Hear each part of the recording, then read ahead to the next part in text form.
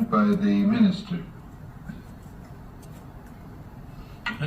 Thank you, Mr. President.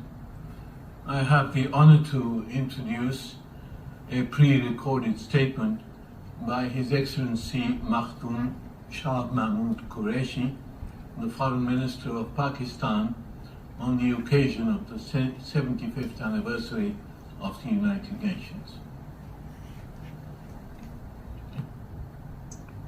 Mr. President, Excellencies, delegates, greetings from Pakistan. I'm grateful to this August Assembly for the opportunity to share my thoughts on the UN at 75.